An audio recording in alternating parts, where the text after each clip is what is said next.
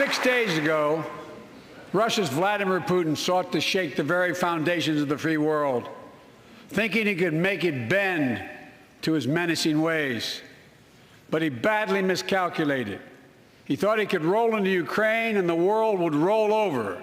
Instead, he met with a wall of strength he never anticipated or imagined. He met the Ukrainian people.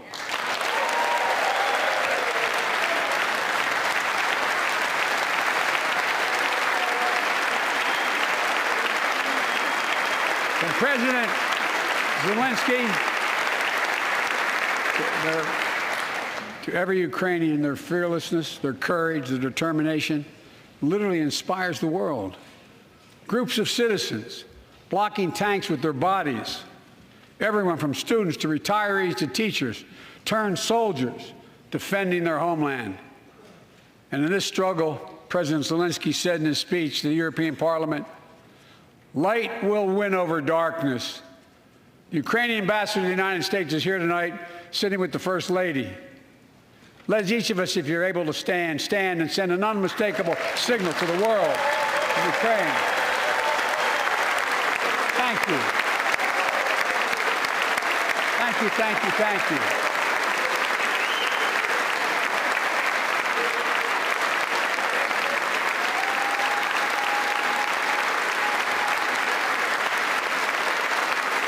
She's bright, she's strong, and she's resolved.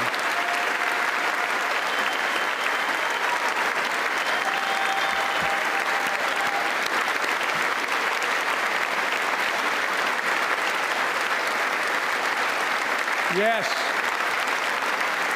we, the United States of America, stand with the Ukrainian people. Throughout our history, we've learned this lesson.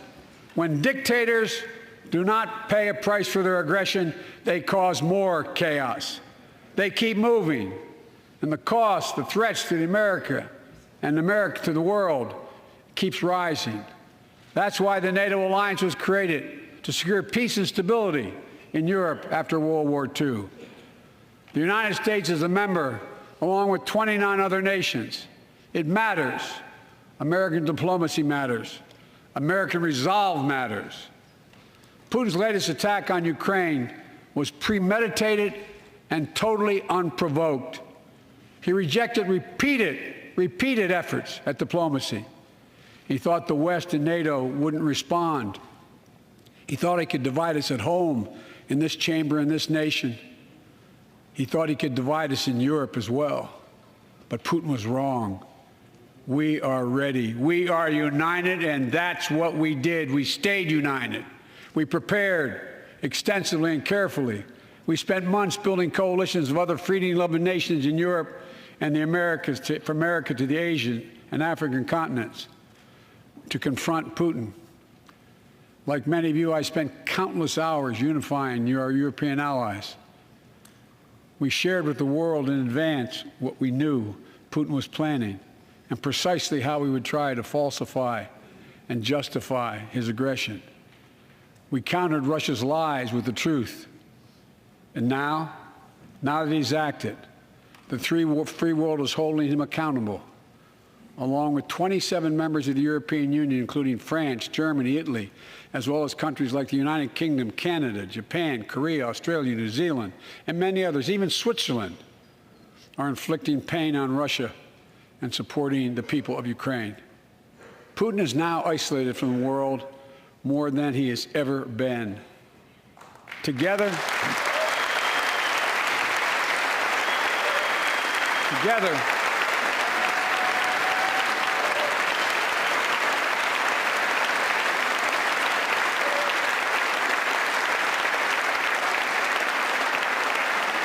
along with our allies, we are right now enforcing powerful economic sanctions. We're cutting off Russia's largest banks from the international financial system, preventing Russia's central bank from defending the Russian ruble, making Putin's $630 billion war fund worthless. We're choking Russia's access. We're choking Russia's access to technology that will sap its economic strength and weaken its military for years to come. Tonight, I say to the Russian oligarchs and the corrupt leaders who bilked billions of dollars off this violent regime, no more. The United States, I mean it.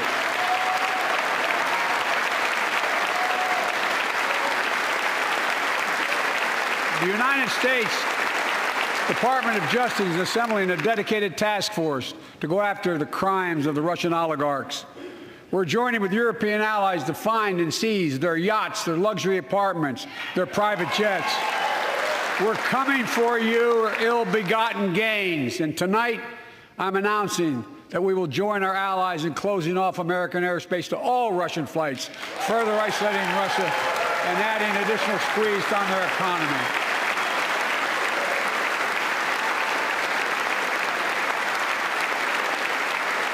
He has no idea what's coming. The ruble has already lost 30% of its value.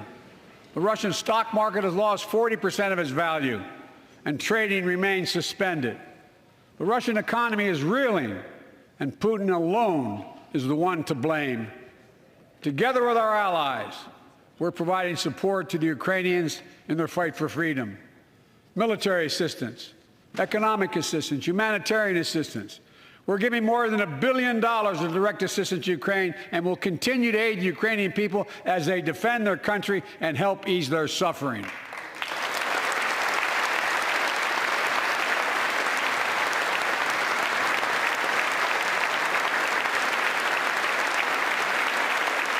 But let me be clear. Our forces are not engaged and will not engage in the conflict with Russian forces in Ukraine. Our forces are not going to Europe to fight Ukraine, but to defend our NATO allies in the event that Putin decides to keep moving west. For that purpose, we have mobilized American ground forces, air squadrons, ship deployments to protect NATO countries, including Poland, Romania, Latvia, Lithuania, and Estonia. And as I've made crystal clear, the United States and our allies will defend every inch of territory that is NATO territory with the full force of our collective power. Every single inch.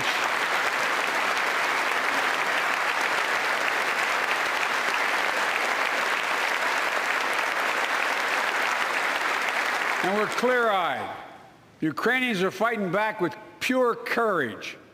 But the next few days, weeks, and months will be hard on them. Putin has unleashed violence and chaos, but while he may make gains on the battlefield, he'll pay a continuing high price over the long run. And a pound of Ukrainian people, the proud, proud people, pound for pound, ready to fight with every inch of energy they have. They've known 30 years of independence, have repeatedly shown that they will not tolerate anyone who tries to take their country backwards. To all Americans, I'll be honest with you, as I always promised I would be. A Russian dictator invading a foreign country has cost around the world. And I'm taking robust action to make sure the pain of our sanctions is targeted at the Russian economy, and that we use every tool at our disposal to protect American businesses and consumers. Tonight, I can announce the United States has worked with 30 other countries to release 60 million barrels of oil from reserves around the world. America will lead that effort, releasing 30 million barrels of our own strategic petroleum reserve. And we stand ready to do more if necessary, united with our allies.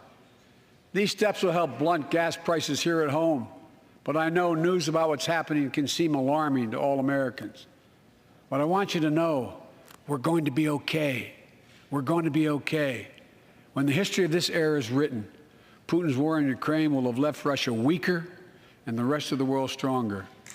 While it